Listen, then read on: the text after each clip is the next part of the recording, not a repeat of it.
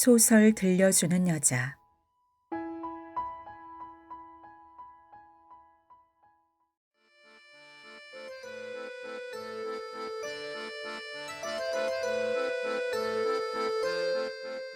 신경 써서. 레이먼드 카버.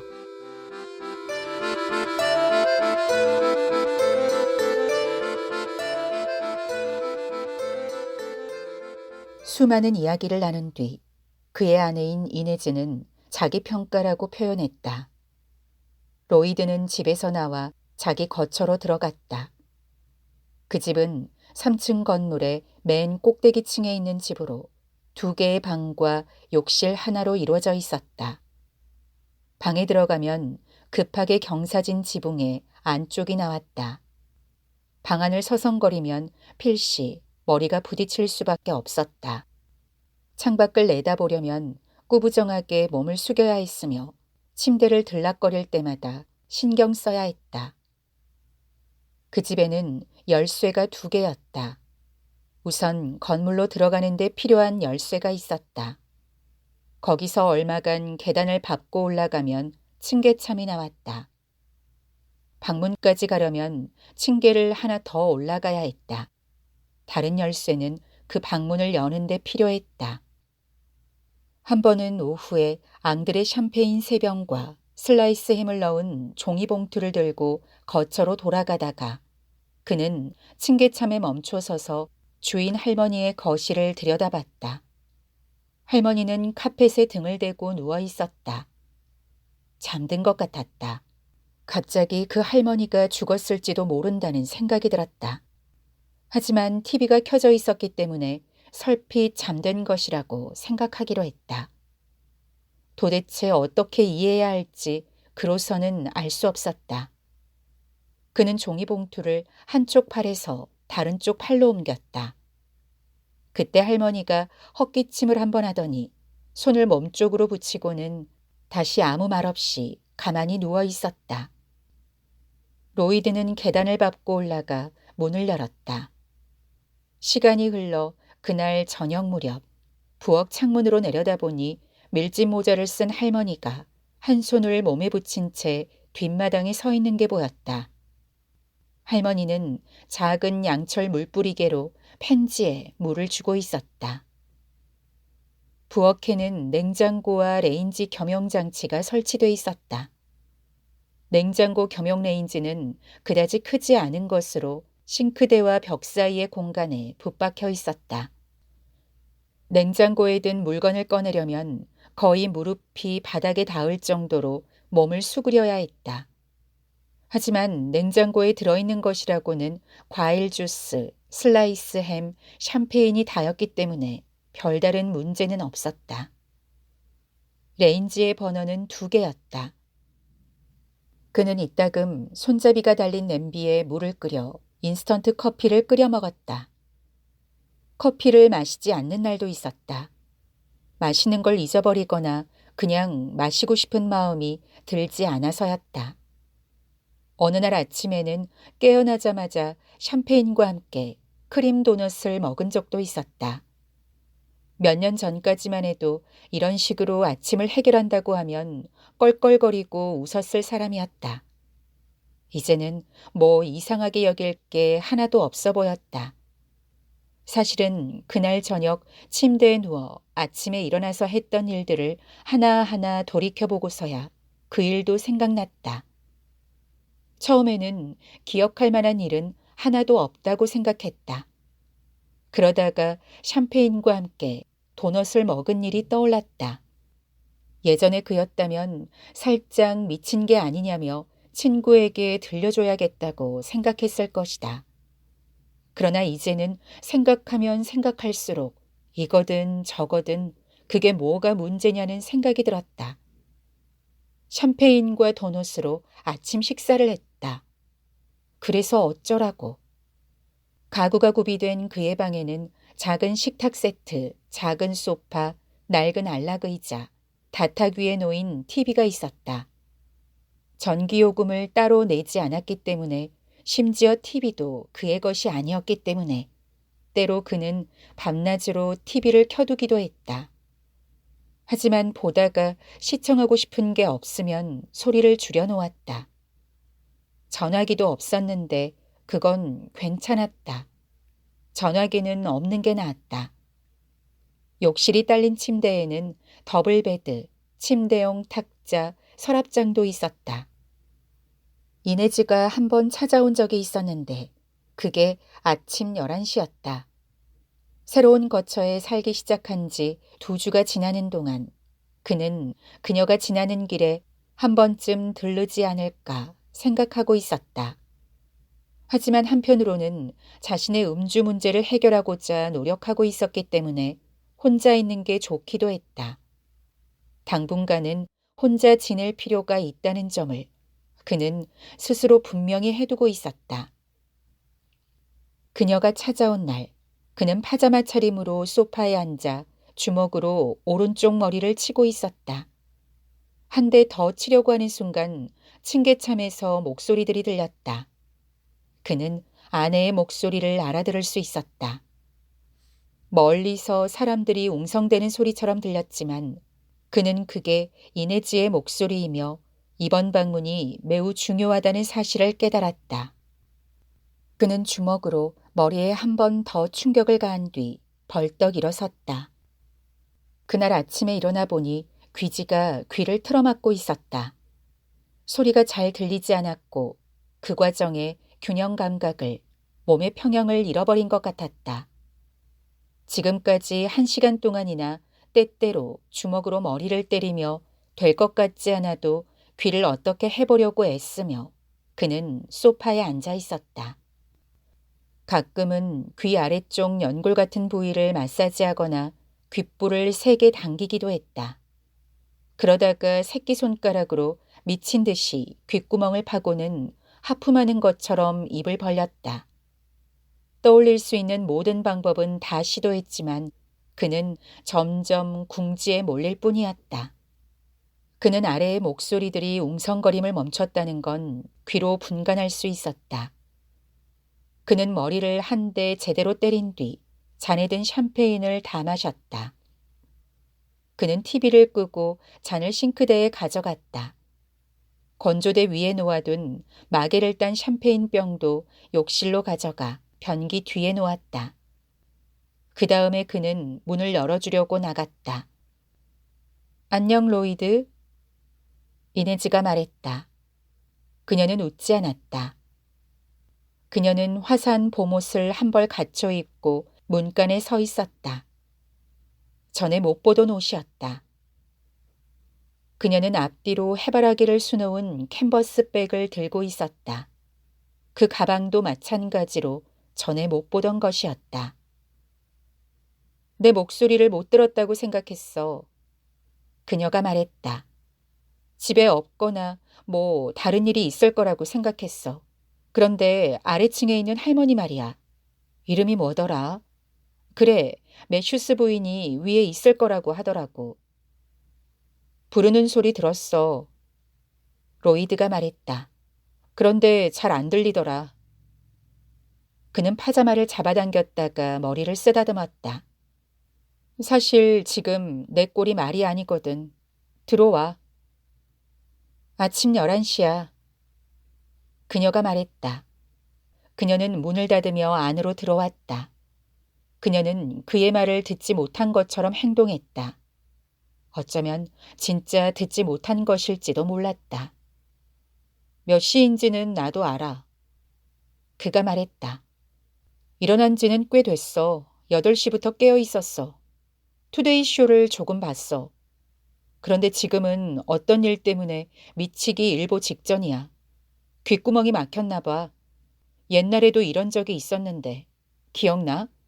배달 전문 중국 음식점 근처에 살 때였어. 쇠줄을 끌고 다니던 불독을 애들이 찾아낸 곳이 거기가 맞지? 그때 병원에 가서 귓속을 씻어냈잖아. 분명히 기억날 거야. 당신이 모는 차를 타고 가서 둘이 한참 기다렸으니까. 아무래도 그때와 비슷해. 그때만큼이나 안 좋은 상태라는 거야. 다른 게 있다면 오늘 아침에는 병원에 가지 못했다는 사실뿐. 무엇보다도 찾아갈 만한 의사가 없으니까 미쳐버릴 것 같아 이네즈. 머리통을 잘라버리고 싶어.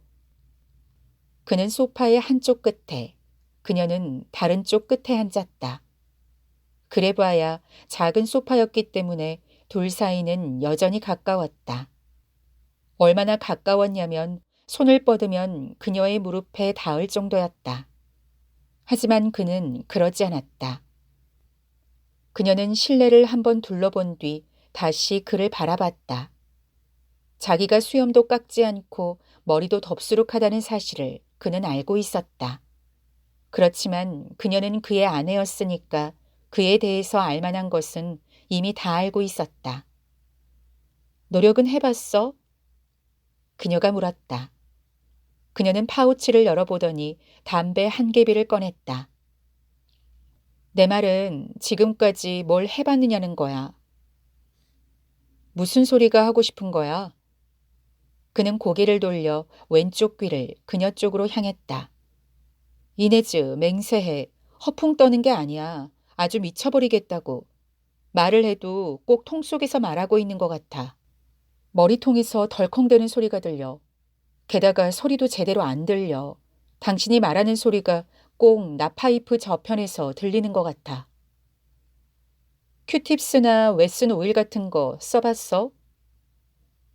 이네즈가 물었다. 여보, 이건 심각해. 그가 말했다. 내가 큐팁스나 웨슨 오일이 어디 있어. 웃자고 하는 소리지? 웨슨 오일이 있으면 데워서 당신 귀에 조금 넣으면 돼. 엄마는 늘 그렇게 했어. 그녀가 말했다. 그러면 귀 속에 든 것들이 말랑말랑해져. 그는 고개를 흔들었다. 머릿속이 액체로 꽉 차 있는 듯한 느낌이었다. 옛날에 시립 수영장의 바닥까지 헤엄쳐 들어갔다가 귀에 물을 가득 채운 채 위로 솟구쳤을 때의 느낌과 비슷했다. 하지만 그 시절에는 귀에 물을 빼는 일은 간단했다. 뱃속 가득히 공기를 들이마시고 입을 꾹 다문 채 코를 꽉 쥐기만 하면 됐다. 그 다음에 양볼 가득 숨을 내뱉어 머리 쪽으로 공기를 밀어넣는 것이다. 그러면 귀가 뻥 뚫리고 몇 초 동안 머리에서 흘러내린 물이 어깨로 뚝뚝 떨어질 때 상쾌한 느낌을 맛볼 수 있었다. 그러고 나서 그는 수영장 바깥으로 몸을 빼냈다. 이네즈는 담배를 다 피운 뒤 불을 껐다. 로이드, 우리 상의할 게 있어. 하지만 한 번에 하나씩 해야겠지. 의자에 앉아봐. 그 의자 말고 부엌에 있는 의자. 뭐가 어떻게 되는지 환한 데서 봐야 하니까. 그는 머리통을 한 번 더 세게 후려쳤다. 그런 뒤 그는 식탁 의자로 가서 앉았다. 그녀도 따라와 그의 뒤에 섰다. 그녀는 손가락으로 그의 머리칼을 매만졌다. 그러더니 귀가 보이도록 그의 머리칼을 넘겼다. 그가 손을 잡으려 하자 그녀는 그 손을 뿌리쳤다. 어느 쪽 귀가 그런 거야? 그녀가 물었다. 오른쪽 귀. 그가 말했다. 오른쪽이야. 우선 그녀가 말했다. 움직이지 말고 여기 가만히 앉아 있어. 내가 머리핀하고 화장지를 좀 찾아볼 테니까. 그걸로 어떻게 한번 닦아내볼 테니까. 잘하면 될 거야. 그는 그녀가 귀 속에 머리핀을 넣는다는 상상만으로도 깜짝 놀랐다. 그는 그게 효과가 있을지에 대해 중얼거렸다. 뭐라고? 그녀가 말했다. 이런, 이젠 나까지 말을 알아들을 수가 없네. 전염성이 있는 건가? 어릴 적 학교 다닐 때 말이야. 로이드가 말했다. 양호 선생님이 있었어. 간호사 같았던 여자 선생님이었지. 그분은 팔꿈치보다 작은 물건은 절대로 귀 속에 넣으면 안 된다고 하셨거든. 그는 귀의 내부를 크게 그려놓고 그 안에 들어있는 각종 기관들, 예컨대 도관, 통로, 내벽 따위의 복잡한 구조를 설명해 놓은 벽걸이 차트를 어렴풋하게 떠올렸다. 그래? 그 간호사는 이런 경우를 한 번도 본 적이 없었겠지. 이내지가 말했다. 어쨌거나 뭔가 하긴 해야지. 일단 이것부터 해보는 거야. 만약 그래도 안 된다면 다른 방법을 찾아야지. 그게 인생이야. 그렇지 않아? 하고 싶은 말이 뭐 따로 있는 거야? 로이드가 물었다. 말한 그대로야. 하지만 당신이 무슨 생각을 하든 그건 자유야. 여기는 자유국가니까. 그녀가 말했다. 이젠 내가 하고 싶은 걸 하게 해주시지. 거기 그대로 앉아 있어. 그녀는 파우치를 뒤졌으나 찾고자 하는 물건을 발견하지 못했다. 결국 그녀는 소파에다가 파우치에 든 물건을 다 쏟아냈다. 머리핀이 하나도 없네. 그녀가 말했다. 빌어먹을. 꼭 다른 방에서 말하는 목소리처럼 들렸다.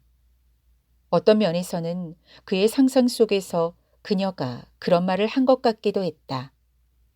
오래전에 자신들에게는 ESP가 있어서 서로 무슨 생각을 하는지 알 수 있다고 느끼던 시절도 있긴 했다. 누가 말을 시작하면 다른 쪽이 그 말을 끝낼 수 있을 정도였다. 그녀는 손톱깎이를 집어들고 얼마간 만지작거렸다. 그는 그녀의 손 안에서 손톱깎이의 일부분이 반원을 그리며 펼쳐지는 광경을 지켜봤다. 손톱깎이에서 손톱을 다듬는 줄칼이 나왔다. 그의 눈에는 그녀가 작은 단도를 잡고 있는 것처럼 보였다. 지금 그걸 내 귀 속에다가 넣으려고? 그가 물었다. 더 좋은 의견이 있는 모양이지? 그녀가 말했다. 나는 이 이상 다른 방법은 모르겠어. 집에 연필은 있겠지. 그걸로 하면 좋겠어. 아, 스크루 드라이버가 어디 굴러다닐지도 모르겠다.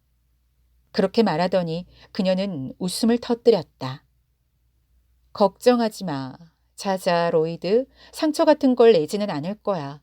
신경 쓸 거라고 말했잖아. 이 끝에 화장지를 감쌀 거야. 그러면 괜찮아. 말한 대로 신경 쓸 거야. 당신은 거기 가만히 앉아 있으면 되는 거야. 화장지를 가져올게. 면봉을 만들어야지. 그녀는 욕실로 들어갔다. 그녀는 얼마간 나타나지 않았다. 그는 작은 식탁 의자에 그대로 가만히 앉아 있었다.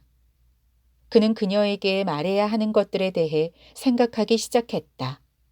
그녀에게 그는 스스로 샴페인으로만 절제하고 있다고 말하고 싶었다. 그 샴페인마저도 조금씩 줄여나가고 있다고 말하고 싶었다. 이제 모든 게 시간 문제였다. 하지만 그녀가 돌아왔을 때 그는 한마디도 할 수 없었다. 어디서부터 시작해야 할지 그로서는 알 수 없었다.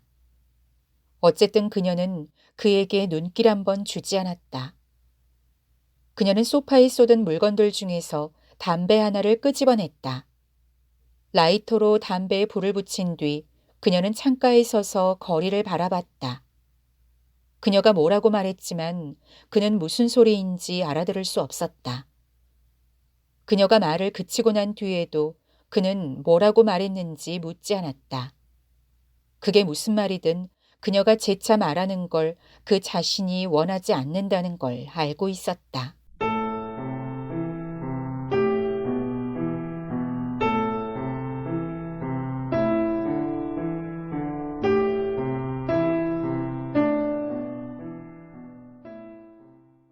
그녀는 담뱃불을 껐다.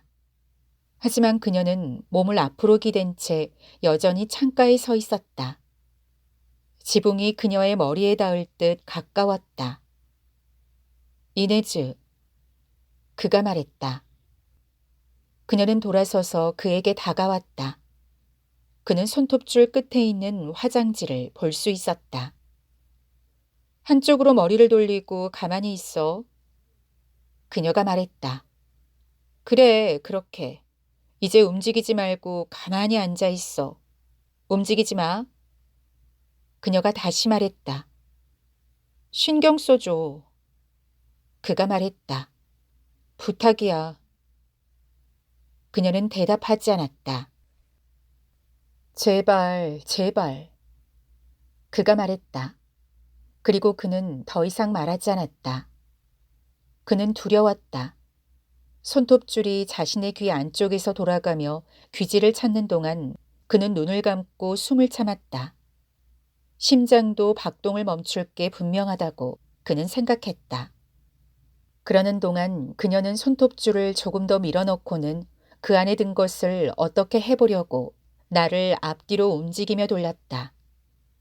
그의 귀 속에서 달그락거리는 소리가 들렸다. 아!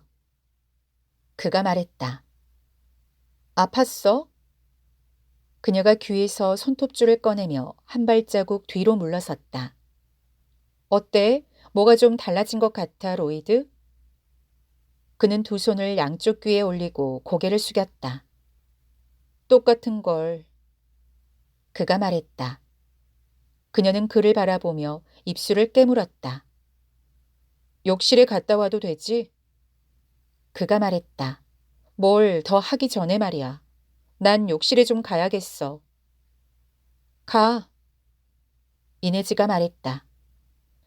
나는 아래층으로 내려가서 주인 할머니한테 왜 쓴 오일 같은 게 있는지 알아보고 와야겠어. 큐팁스가 있을지도 몰라. 아까는 왜 그 생각을 못했을까? 할머니한테 물어보는 거 말이야. 그게 좋겠어.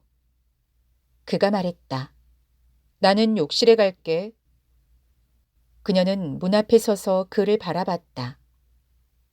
그러고는 문을 열고 밖으로 나갔다. 그는 거실을 가로질러 침실로 들어간 뒤 욕실의 문을 열었다. 그는 변기 뒤로 손을 뻗어 샴페인 병을 꺼냈다. 그는 길게 한 모금 들이켰다. 미지근했지만 잘도 넘어갔다. 그는 조금 더 들이켰다. 처음에 그는 샴페인에만 한정시킨다면 술을 계속 마셔도 상관없지 않을까 하고 진지하게 생각했었다. 하지만 얼마 지나지 않아 그는 자신이 하루에 서너 병씩 마신다는 사실을 알게 됐다. 조만간 뭔가 대책이 있어야만 한다는 사실을 그도 알고 있었다. 하지만 우선은 귀가 뚫리는 게 중요했다. 그녀의 말처럼 한 번에 하나씩. 그는 샴페인을 마저 다 마시고 빈 병을 변기 뒤 아까 그 자리에 놓았다. 그리고 물을 틀고 이를 닦았다. 수건으로 입을 닦은 뒤 그는 다시 방으로 나왔다. 이미 돌아온 이네즈는 오븐 앞에 서서 작은 팬에다 뭔가를 끓이고 있었다. 그가 있는 쪽을 힐끔 바라봤지만 처음에는 아무 말도 없었다. 그는 그녀의 어깨 너머 창문 밖을 바라봤다. 한 나무에서 다른 나무로 새 한 마리가 날아가더니 부리로 깃털들을 다듬었다. 새소리를 냈는지 어땠는지 그로서는 들을 수 없었다. 그녀가 무슨 말을 했지만 그는 알아들을 수 없었다. 뭐라고 했어? 그가 물었다. 그녀는 고개를 흔들더니 오븐 쪽으로 돌아섰다. 하지만 곧 그녀는 다시 돌아서서 큰 목소리로 천천히 말했고 이번에는 그도 알아들을 수 있었다. 욕실에다 뭘 감춰놓았더라. 줄이려고 애쓰는 중이야. 그가 말했다. 그녀가 뭐라고 말했다. 뭐라고? 그가 물었다. 뭐라고 한 거야? 진짜 그녀의 말이 들리지 않았다. 나중에 얘기하자고. 그녀가 말했다. 우린 상의할 게 좀 있어, 로이드. 우선 돈 문제. 하지만 다른 일들도 있어. 우선은 귀부터 살펴봐야겠지. 그녀는 펜에 손가락을 넣어보더니 펜을 들었다. 조금 식혀야겠어. 그녀가 말했다. 지금은 너무 뜨거우니까. 앉아. 이 수건을 어깨에 걸쳐봐. 그는 들은 대로 행동했다. 그는 의자에 앉아 목과 어깨에 수건을 둘렀다. 그리고 주먹으로 머리통을 한 대 쳤다. 빌어먹을. 그가 말했다. 그녀는 바라보지 않았다. 그녀는 다시 한번 펜에 손가락을 집어넣어 온도를 쟀다. 그리고 플라스틱 잔에 펜에 담긴 액체를 부었다. 그녀는 잔을 들고 그에게 다가갔다. 무서워할 필요 없어.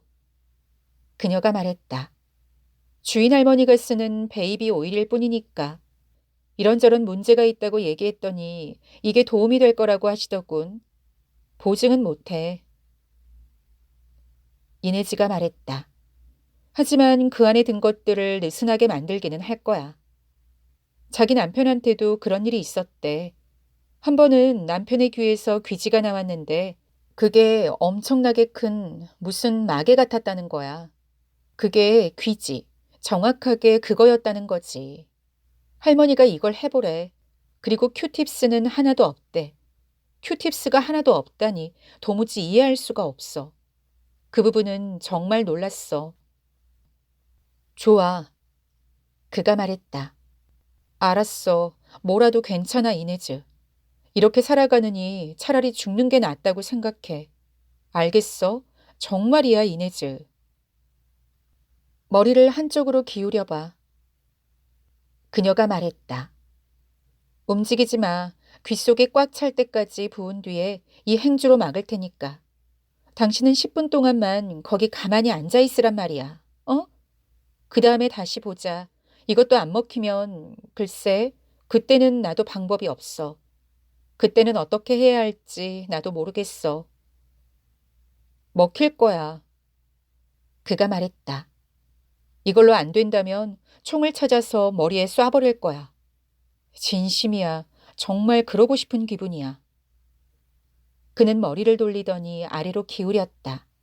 그 바람에 그는 새로운 시각에서 방에 있는 물건들을 바라볼 수 있었다. 하지만 모든 것들이 옆으로 누웠다는 사실만 빼고 그 전에 바라볼 때와 달라진 것은 하나도 없었다. 더 숙여. 그녀가 말했다. 의자를 붙들고 중심을 잡으며 그는 더욱 머리를 낮췄다. 그의 시야에 들어오는 모든 사물이, 그의 인생에 들어찬 모든 사물이 그 방의 한쪽 멀리에 있는 것처럼 보였다.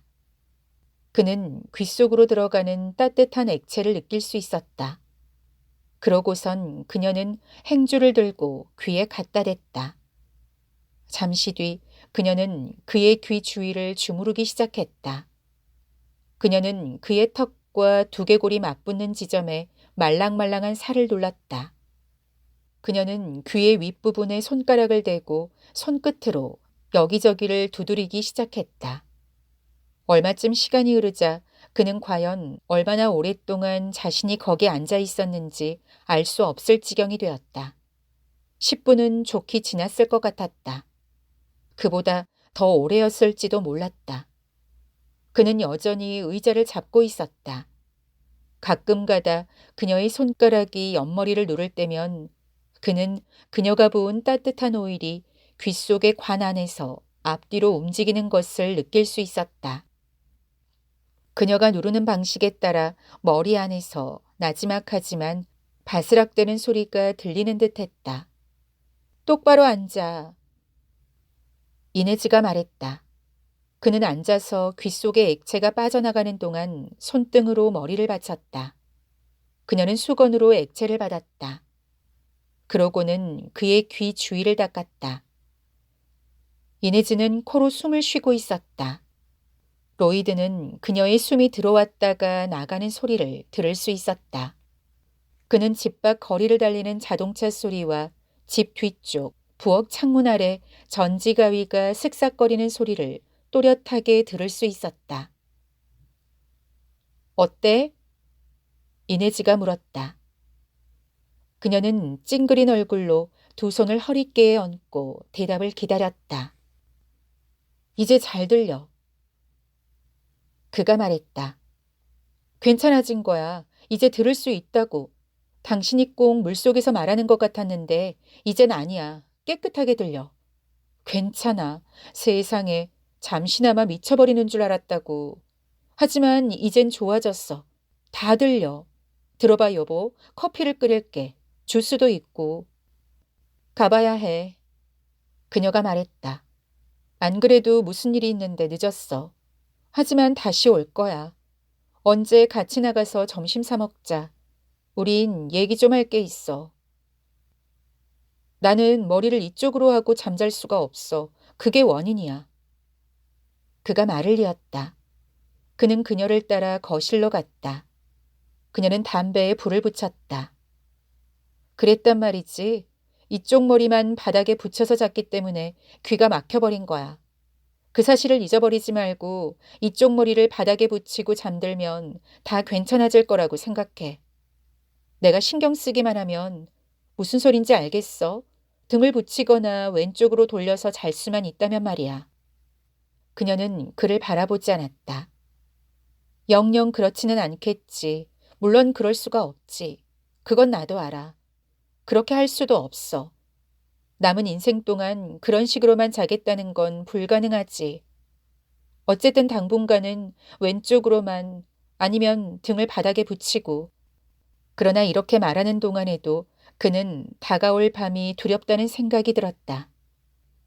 그는 침대에 들어가기 위해 마음의 준비를 하는 순간과 그 다음에 찾아올 일들이 벌써부터 두렵기 시작했다.